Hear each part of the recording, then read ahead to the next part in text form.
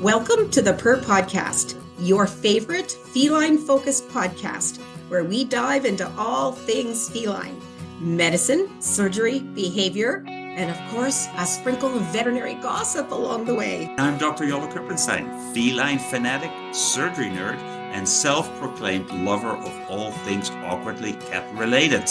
And I'm Dr. Susan Little, proud cat vet, podcast enthusiast, and your guide to the wonderfully weird world of feline medicine. Let's get started. Hello, this is Dr. Susan Little. We almost did it simultaneously. That would have been great. That was so close. Yeah, this is Dr. Kelly St. Denis. If you're wondering, Yola is not here, and we've been let loose for the first time ever. And so this is episode 2, the second part of our series with our wonderful guest. And I'll ask you to introduce yourself again for the people who maybe missed the first episode. Yes, I am Dr. Sandra Koch. I'm a dermatologist. I teach at the University of Minnesota, and I am happy to be here. So we're recording this at the American Association of Feline Practitioners conference, which is in Minneapolis, and it's the 50th anniversary For AAFP. for AAFP. Yeah. Big announcements today that they're rebranding. Rebranding themselves, so there's a lot going on, right? And so it's a great opportunity to have you with us. And we kind of, I have to tell you, if I don't say it, I'm going to forget it. I love your shoes. Thank you. Too bad we can't show them I here. could never wear them, but I love your shoes. Yeah, we'll have to get a photo of your shoes for our. Fortunately, I love your shoes. They're not as difficult to walk on like my previous shoes when I was. Well, you have a better heel, I think. Yes. Yeah. So I have to tell you, and this will embarrass my daughter, when she was very little, I don't know, maybe like 5-6 years of age. She's very outgoing, and I remember being in the grocery store once, and we were in the lineup waiting to check out, and there was a lady ahead of us, and Rose goes up and goes, lady, nice shoes. So that is so cute. I know, it was so cute, and fortunately the lady was nice, to this little kid. So whenever I see shoes I think of Rose in the grocery lineup. Thank you. I can remember of you when I wear the shoes. So we left off the first episode. We were just starting to talk a little bit about dermatologic emergencies, which is not two words you hear together very often, right? Okay. Yeah. Isn't there is there not a type of necrotizing something? Necrotizing fasciitis. Yes. A flesh-eating disease. That's right. So it's similar. Yes. And you see that in veterinary patients. Yes. I think there's been case reports in cats. Yes. Right? We had a case in the practice when I was in your practice. Yes. Was it that? Was a spay. Yep. I remember exactly the cat. I think the clippers might have. Oh, and the cat got bit by one of the other cats in the belly. Yes. And got infected. Yes. It's usually associated with a previous trauma or bite wound or Yep. And we thought first it's just, like a little infection, and then before you know it just traveled everywhere. Yes. Yeah. And if we don't act quickly, they can actually die. Yeah. So this one didn't die, but it took a long time for that to heal. Yeah. Right. So do you see that very often? It's a terrifying thing. It's uncommon in cat and dogs or canines. In the last. There's a good one. I heard somebody say that you can say they're the farting species instead, or the last. The lesser. But we do see, I saw one in cats through emergency, and then this cat was hospitalized in ICU, but this was a long time ago, so it's not something we see quite a bit. Right. No. And but it's one of the derm urgencies. Right. Emergency. Emergency. Trying to make a There you go. You got a Yes. whole new word. That we see. Yeah. But it does really need rapid intervention, doesn't it? And if it's starting on the leg, it usually does. Sometimes you need to amputate. Oh, goodness. If you can't just do good debridements and surgery. And unfortunately, you have to treat based on the signs. Yeah. Because by the time the culture is back, it's too late. You can't wait. Yes. Yeah. You have to start with antibiotics. and you have to do a lot of supportive care, surgical care. I remember we were doing surgeries on that cat. Like, We did. She had not like on the daily, but yeah. she had multiple surgeries. Yeah. It's really sad. And it was disheartening because it was sometimes she would come back for a recheck and you'd go, oh, that looks nice, and until you start Yeah. checking a little bit, then oh my gosh, it moves so fast. Yes. It moves very quickly, fast. within days. Yeah. Big hours. Yeah. So probably the main thing is just to recognize when you have one, right, and get help. 'Cause, right, we don't manage those every day. No. True. Yeah. Any other things that are urgent? Do you find like what comes to you from ER? Very, very, very, very itchy cats. Okay. Some of them look like they're even having seizures or hyperesthesia syndrome. Oh, yes. You probably Yeah, know yeah. that. Yes. So they're so frantic itching that they end up in ER because the owners are desperate and Yes. then they can stop them. It's like, and they do look like they're having a seizure, and the owners sometimes think that's what it is. It's combined with itching at times. So that's another one. And of course, it can be different causes from mites, parasites, right? Yeah. To allergies. Yes. And I had a Calatiella case that the cat was in ER because it was so itchy. With Calatiella. Interesting. Yeah. Yeah. Which I don't see very much of. No, either. I've only seen a few of them over the years. And I wonder if it's reducing too, or maybe primary cares are taking good care of that too. But Yeah. Could we be. have azoxazolines now, right? A lot Yeah. of cats. Yeah, we use are a lot of receiving parasite that. prevention. Yeah. Right? Yeah. So That- maybe just not. I bet you that's it. Maybe. Yeah. It's not going to be as fun for dermatologists to see the Yeah. big crawlers anymore if we get that I'm okay with that. So if you have that ER patient though, right, who's just frantic, obviously it takes time to find out what do you do in that moment? What can you do in that moment? We do have to work it up, Yeah. at least for, try to. So my first thing is we're going to be doing skin scrapings. We're going to be doing, trying at least to find mites, right? Trying to find fleas, sometimes even fleas. If they're allergic to fleas, it can be really severe. So I want to look for the cause because then I can do better. Steroid is sometimes what we have to do. But you want to collect samples first, or does the timing matter? Lab work, yeah, but Lab work. I collect samples first. We try to work it up first with our ER team. Being in a universe, of course, it's easier, right? Because we're all there. They just call us like, Yeah. emergency coming Yeah, in. come on. Yeah. And then if I don't think it's mite, it depends on the characteristic, are there lesions or not, depending on the pattern and the history that I can get briefly, I may enter with glucocorticoids, but oral is always better for skin, and they may take 24 hours. So sometimes we have to do injectable, right? If they're really miserable. So oral is better. Yes, Why? for skin Yeah, why? for skin disease, because it has a more longer effect and less side effects. Okay. Because injectable, if you give it, you can take it off and it stays there forever. And cats are prone to diabetes and all of that, Yes, right? I see what you mean, But yes. if we are in a desperate moment like that, Yes. inject was the way to go because we Yes. know it acts quick, Yeah, right? yeah. Particularly for cats. So yes, we will enter with injectable, but then we might switch that later if we decide that that's responded and the cat is better. Yeah. So yeah, we need to treat according to each case, but if we can identify a cause or not, sometimes we have to do biopsies and then start treatment. Unfortunately, our cats are behind in therapeutic options compared to our Yeah, other yeah, species, right? So then we have to be a lot of times creative too Yeah. in how we treat them. Yeah. And then you can't pill them, and then you can give. They hide because the owner's trying to get liquid or whatever, Oh, yes, pills. And yes. So it's very frustrating to not have more options. Yes, for I our bet cat it friends. is. Yeah. You run through the gamut and you have nothing left. It's Yes, right? yeah. So we need more Yeah. research in cats. So those cats that are coming in like that are frantic, itchy. I mean, do you also have to sedate them or Oh, give good them question. something for analgesia? To also just, I probably would want to sedate that cat right away. Well, and a lot of times we do because we need to collect samples too, right? Anyway, so- But calming them right away, Yeah. that's a very important point because they, not just to collect samples, but to calm them down. Right. Because that's the only way.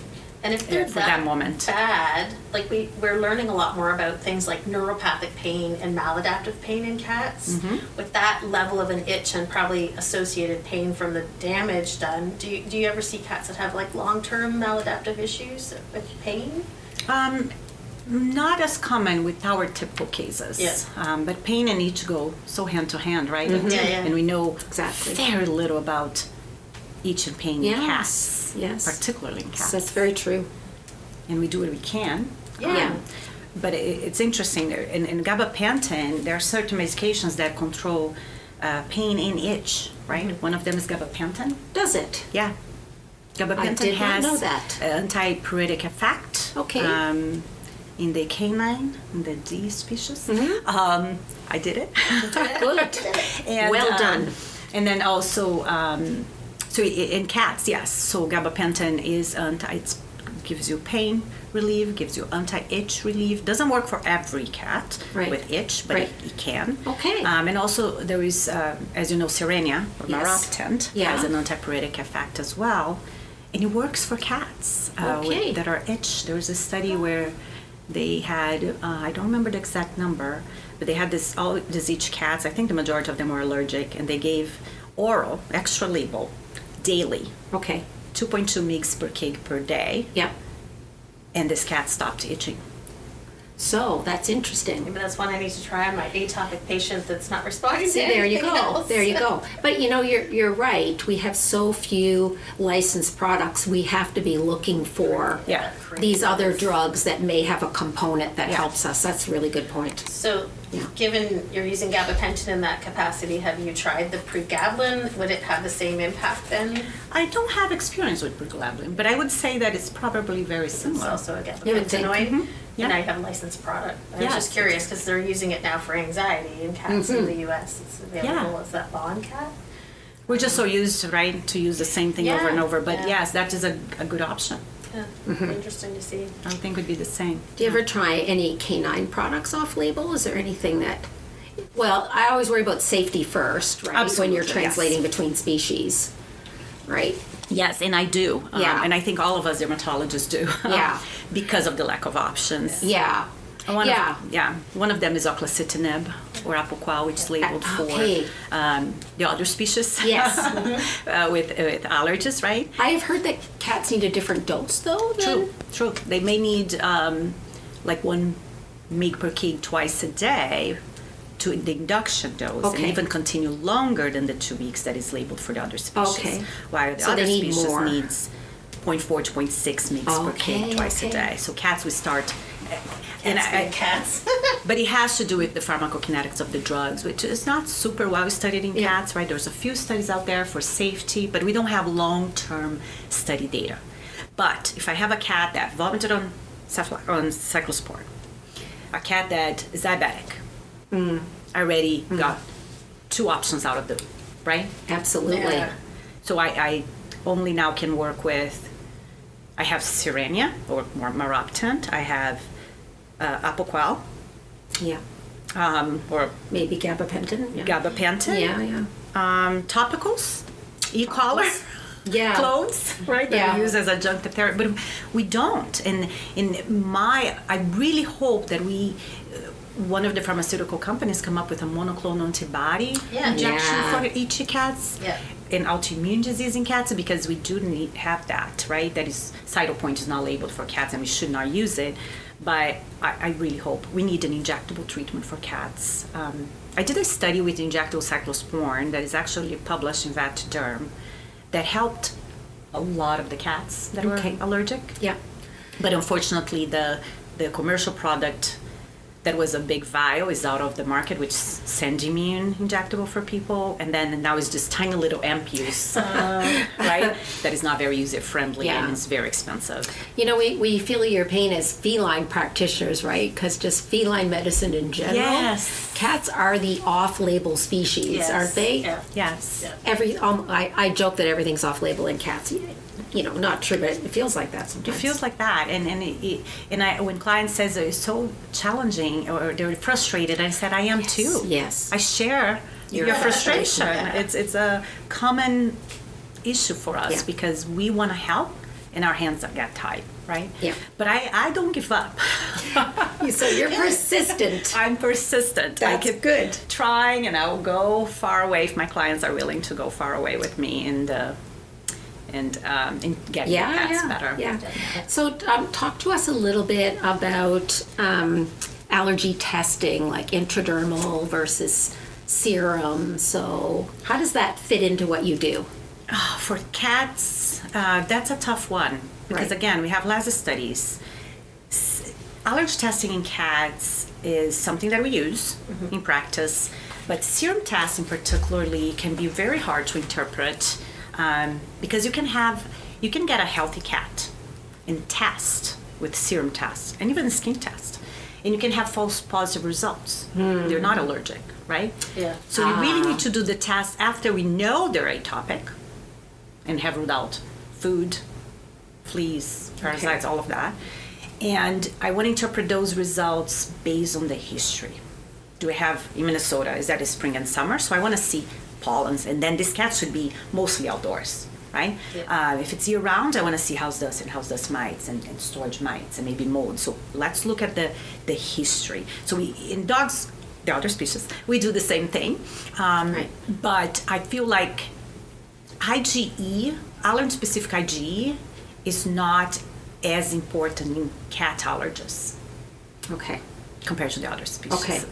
And I think it becomes more of a challenge, but that's all we have to work with. Mm-hmm. And then we also can do intradermal tests. I do that very less often, but there are other dermatologists using IV fluorescein that highlights the skin.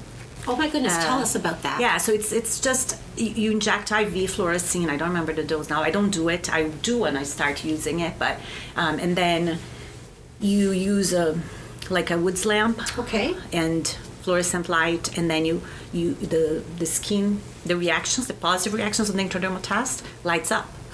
Because cats' intradermal tests can be very hard to read. Oh, I see. It can be very subtle. Okay. And they don't last very long either. Okay. So we have to really think about, okay, if I'm going to do intradermal test, I think doing with the IV fluorescein is a good idea.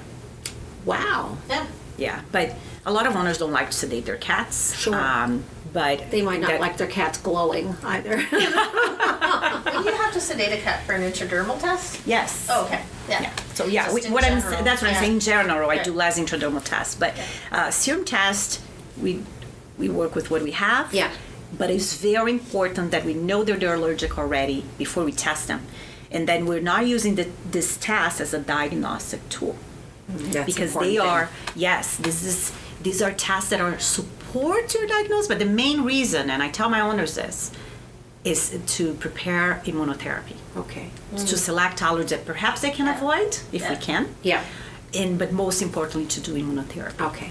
Okay. Yeah. So it's another option for cats, allergists. But clearly, you have to use it at the right time and for the right reasons. Yes. And in consideration of the whole picture, right? Yes. Yeah. It's not. And I find like these younger cats tend to respond better to the immunotherapy. I also really encourage my clients to do it, the allergy test immunotherapy, because we may run out of options. Yeah. And yes, right now they're taking their cyclosporin orally. Yeah. Then in a few months they may change their minds, and then they don't want to take that anymore. And that might be our only option. So I say, can't have it. Yes. Yeah. So I say, you have a young cat, and immunotherapy is the best way, safest. It's very safe to do to treat their symptoms. Yeah, and it's you'll always be able to do it, right? Yeah. Like one way or the other, right? You can always do it. And you're treating. Yeah. I tell my clients this is kind of a natural treatment, right? It is. You're treating the disease with what causes the disease. Yeah. And it's very powerful, I think, because you can reverse the allergies. Yeah. Through energy. Yeah. Do you have a feeling, is there more allergic skin disease in cats in Brazil or here, or does it not matter where the cats are? I think allergies is common worldwide. Yeah, okay. It just changes what they're allergic to. What it is, yeah. In general, house dust mite's a common one. In Brazil, like in other countries that are, tropical countries, people tend to have their cats more outdoors. Yes. Like in Minnesota, they may go outside for a little bit in the summer, but they're Yeah. not super outside because we have cold days, right? So we tend to see more indoor allergens in Minnesota That makes sense. than pollens and Yeah. stuff. Yeah, and in the warmer climates, even people live a bit of an outdoor life, right? Like your living Yes. space extends outside. So that makes a lot of That's sense. also, yeah. but I think allergies for everyone, animals and humans alike, it's getting worse. Why is that happening, do you think? There are a lot of, some things are known, some things are not known. One of the things is what we call hygiene hypothesis. You probably know that. Yes. Just explain it a little bit. It's fascinating. So in a simple way to understand, right? So if you're more exposed to fleas and intestinal parasites, right? And if you think about it, a cat that is outdoors is going to be dirtier, right? It's going to be exposed to all kinds of things. So that shifts the immune response to a more protective response against allergies. Yeah. It's like a child. If you grow up playing dirt, Yeah. right? Yeah. Less vaccines. Yeah. Less vaccine too has a with less vaccines you're more likely to avoid allergies. So similar to, I think there are more studies in the other species than in cats, but I believe it would apply to cats too. So you shift, right? And then there's some treatment nowadays for people and other animals that they give you a pill that has... I've heard this. Isn't it a roundworm? Yes, it that has roundworm. worms and that Yes. to change your immune response. Yeah. Yes. It's kind of like teaching the immune system what you should or shouldn't react to, I think, right? And what is happening, we're living in a world now that cats are staying indoors. They're being vaccinated. They're being dewormed. And this applies to humans as well. We live in a bubble. Yes, and then you're more likely to have allergies. In urban areas, there are more allergies than... Oh, okay, of course. I that remember makes those sense. studies started with children they were doing. Yes. So I have a master's Yeah. degree in immunology, so this was all coming out when I was Yeah. finishing my degree. That the Yeah. children who are outside playing in the dirt Yeah. are less likely to have allergies. But the other thing I think is because we're getting better at diagnosing allergies, right? Yeah. In cats, Yeah, and I particularly. think Yeah. that happens with a lot of diseases, right? Is it becoming more common, or are we just Yeah. getting better? Yeah. It could be a So, combination of Could be a things. combination of both, right? Yeah, absolutely. If you have we're running out of time, so we're going to end on this note. Do you have a favorite feline skin disease that you like to treat?